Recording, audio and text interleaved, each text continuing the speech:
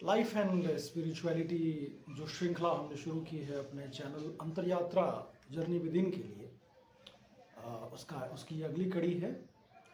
जैसा हमने कहा था कि लास्ट जो वीडियो है उसमें हमने नॉलेज की हम बात कर रहे थे, विद्या की बात कर रहे थे। तो आज हमने सोचा कि क्यों ना विद्या और अविद्या से ही आज के वीडियो की शुरुआत की जाए और देखते हैं वीडियो में हम कहाँ तक और क्या क्या टॉपिक को टच कर सकते हैं।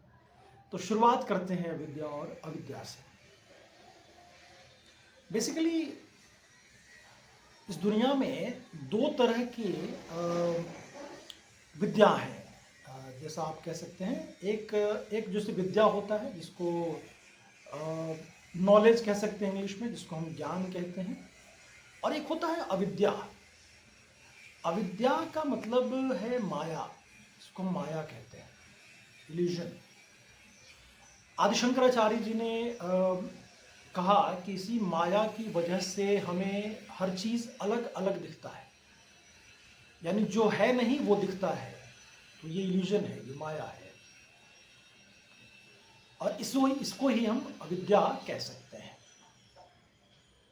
थोड़ा सा और इसको एलेबोरेट करते हैं हम, तो एलेबोरेशन की बात पता लगेगा आपको कि विद्या जो है वो दो तरह की होती है, अपरा विद्या और परा विद्या। तो जो अपरा विद्या है वो सतही विद्या है, और जो परा विद्या है वो आध्यात्म ज्ञान है, वो आत्मज्ञान है, वो मोक्ष की ओर ले जाएगा। तो अविद्या जो है वो कभी भी आपको मोक्ष की तरफ नहीं ले जाएगा, वो भौतिक ज्ञान है। उस ज्ञान से हम पैसे कमा सकते हैं, उस ज्ञान से आपको शोहरत मिलेगा, लेकिन वो इल्यूजन है, वो माया है, वो सत्य का ज्ञान नहीं है। सत्य का ज्ञान आपको विद्या से होगा, और विद्या में भी जो परा विद्या है वो परा विद्या ही आपको सत्य का ज्ञान करवाती है, आत्मज्ञान करवाती है।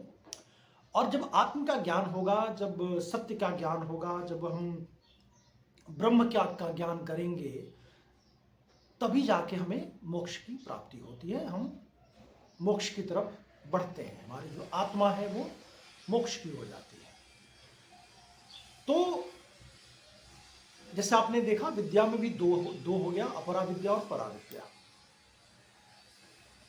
उपनिषदों का ज्ञान, वेदों का ज्ञान, तमाम तरीके की वेदांत का ज्ञान, उन सभी चीजों का ज्ञान जो आपको अपने आत्मज्ञान की ओर प्रेरित करता है, जो आपको आत्मा की तरफ लेके जाता है, जिसको हम परमात्मा कहते हैं, जिसको ब्रह्म कहते हैं। आदि शंकराचार्य जी ने जिसको कहा कि ब्रह्म एक है, एको ब्रह्म द्वितीयो नास्ति। और फिर वो कहते हैं कि जब आपको अविद्या होता है ना, तो अहम ब्रह्मास्मि, मैं ही ब्रह्म हूं, और इन तमाम तरीके का इल्यूजन जो है वो इस तरह की चीजें होती हैं। तो विद्या और अविद्या में आपको अंतर समझ में आ गया होगा। अविद्या जो हम पढ़ाई करते हैं ना, किताबी नॉलेज जो भी हम लेते हैं, जो डिग्री लेते हैं, और उस डिग्री को लेके जब हमें नौकरी मिलता है, तो वो जो ज्ञान है, वो जो इंफॉर्मेशन हम इकट्ठा करते हैं, वो भी आपको अविद्या में ही आता है। वो विद्या नहीं है, वो अविद्या है। तो इस बात को समझना बहुत जरूरी है। विद्या आपको आत्मज्ञान, विद्या आपको ईश्वर की तरफ ले जाता है, लिबरेशन की तरफ ले जाता है, लिबरेट करता है आपको, वो जकड़ता नहीं है। विद्या आपको मुक्त करता है, फ्री करता है, फ्रीडम देता है। और जो विद्या आपको फ्रीडम नहीं दे रहा है वो अविद्या है, यानी वो विषयों में, वासना में लिप्त कर रहा है, वो अविद्या हो गया।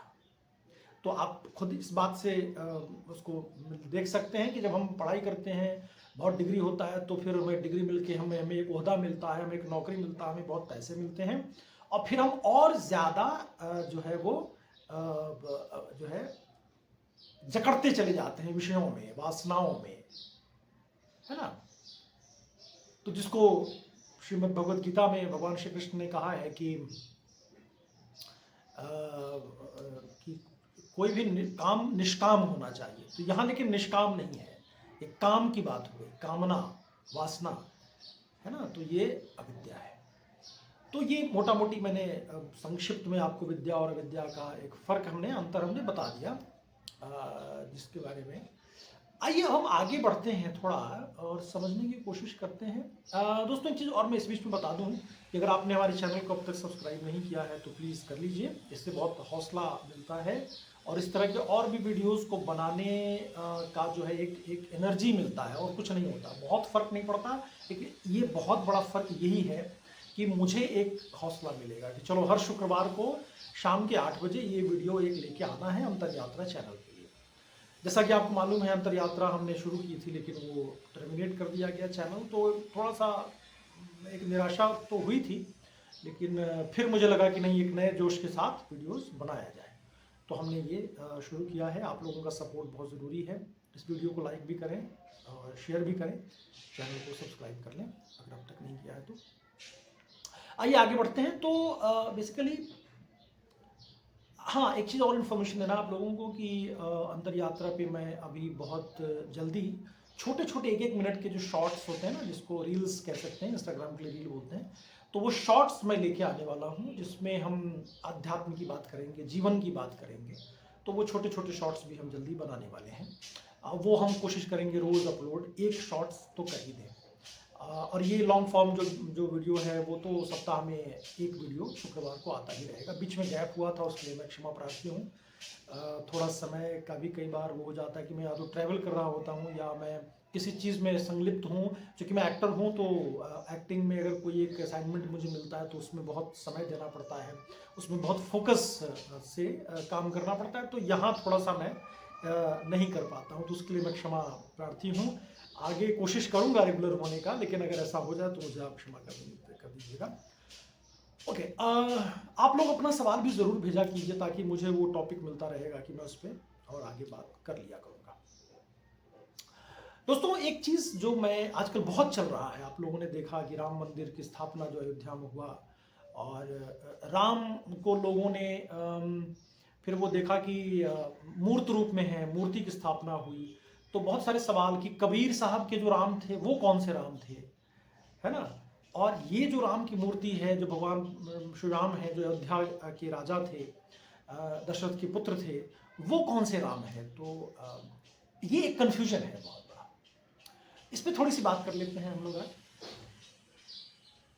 देखिए, रमनते तत्र देवता, और राम जो सब में रमता है, तो ये सब में रमने वाला जो राम है ये कौन है। ये वही राम है जिसकी बात कबीर दास जी करते हैं, जिसकी बात बड़े बड़े संत और ऋषियों ने किया है।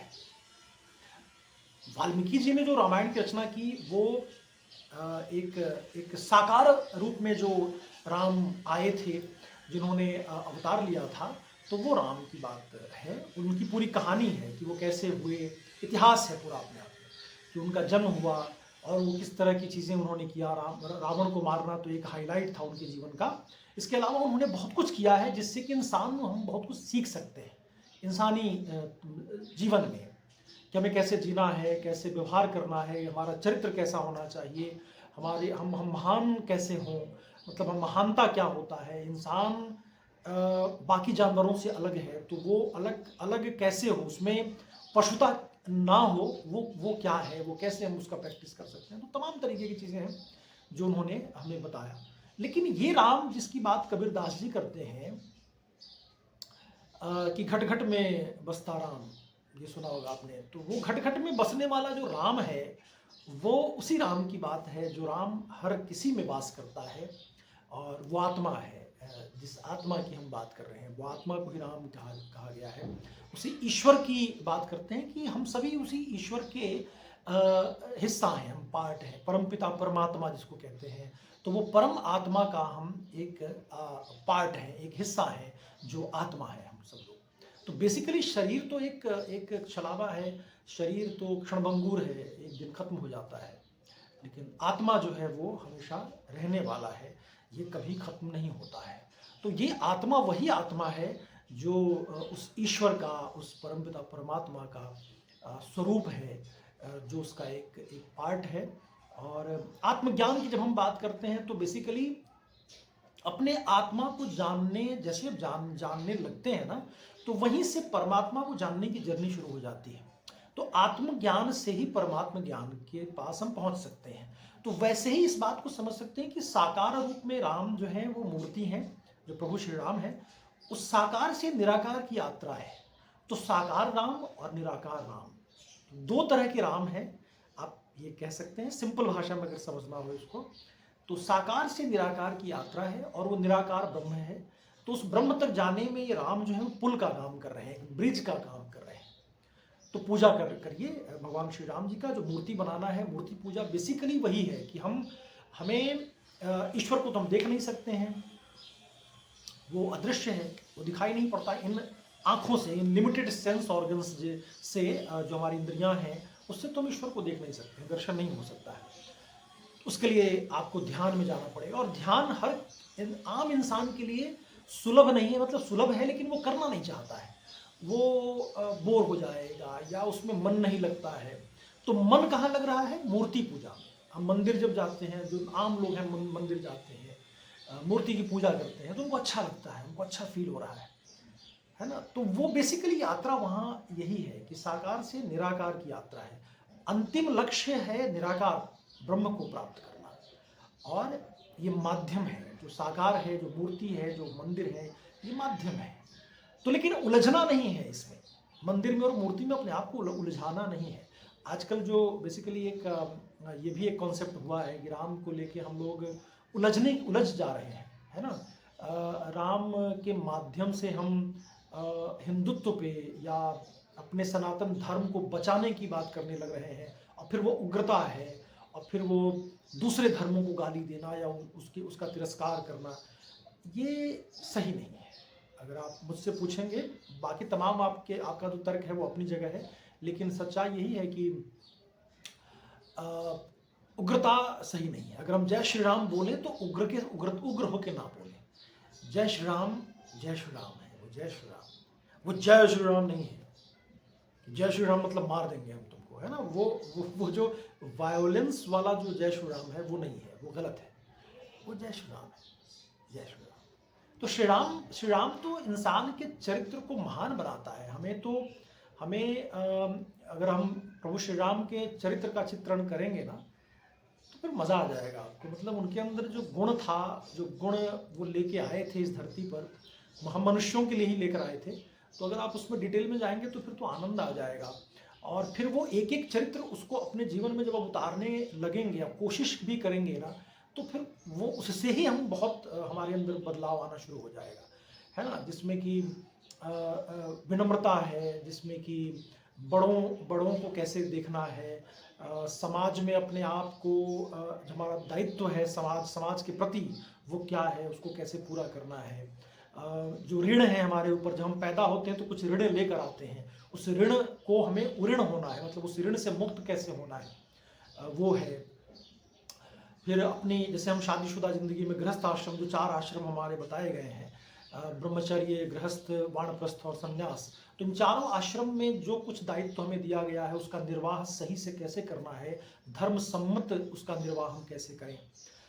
देखिए समय बदला है, डेफिनेटली वो त्रेता युग की बात थी, हम आज कलयुग में जी रहे हैं, लेकिन फिर भी इस युग में बदलाव होने के साथ साथ भी धर्म का रूप भी बदला। धर्म में बदलाव, हमारे अंदर एक कमाल की बात ये कि यह सिर्फ और सिर्फ सनातन धर्म में होता है कि हमारे धर्म ग्रंथों को कह लें या हमारा जो धर्म है वो समय के साथ बदलता रहा है, अपने आप को ढालता गया है, नए दौर में नया चीज़, है ना, बदलाव एक होता रहा है। तो ये बाकी धर्मों में नहीं है। बाकी धर्म बहुत ही रिजिड हैं, उनमें बदलाव नहीं होता है समय के साथ। और ये शायद आप लोगों में से किसी को बुरा लगे तो मैं उसके लिए माफ़ी चाहता हूँ, लेकिन यही सच्चाई है।